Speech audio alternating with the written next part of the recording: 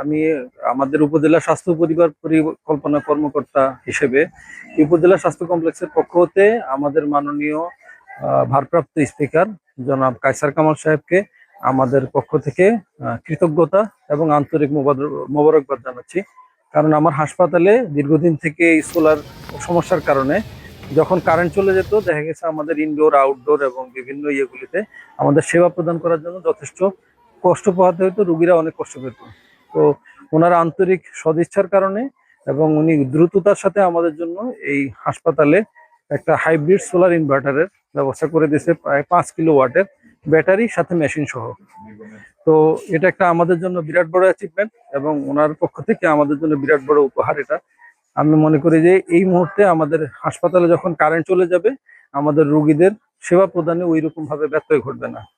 এবং আমাদের আউটডোর সেবার ক্ষেত্রেও এটা আমাদের জন্য যথেষ্ট উপকারী হবে, কারণ আউটডোরে হচ্ছে কি আসলে অনেক গরম থাকে, রোগীদের জন্য কষ্ট, ডাক্তারদের জন্য সেবা প্রদানে কষ্ট হয়। আশা করি সেই কষ্টটা অনেকটাই দূর হয়ে যাবে। সেই সাথে ওনার পক্ষ থেকে এবং উপজেলা পরিষদের পক্ষ থেকে আমাদেরকে 3টে ইসিজি মেশিন দেওয়া হয়েছে, আমরা সেগুলি এখন চালু রেখেছি, রোগীরা নিয়মিত সেবা পাচ্ছে।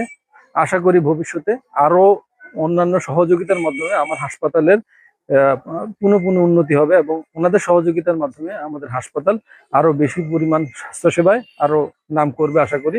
আপনাকে আমাদের মাননীয় সংসদ সদস্য এবং আমাদের জাতীয় সংসদের মাননীয় ডেপুটি স্পিকার স্যারের সার্বিক নির্দেশনায় আজকে উপজেলা প্রশাসনের পক্ষ থেকে আমরা এখানে সার্বক্ষণিক বিদ্যুৎ সরবরাহ নিশ্চিতের জন্য, মানে সার্বক্ষণিক যাতে বিদ্যুৎ সরবরাহ থাকে সেজন্য আমরা একটা সোলার ইনভার্টার সহ একটা ব্যাটারি অত্র প্রতিষ্ঠানে দিয়েছি।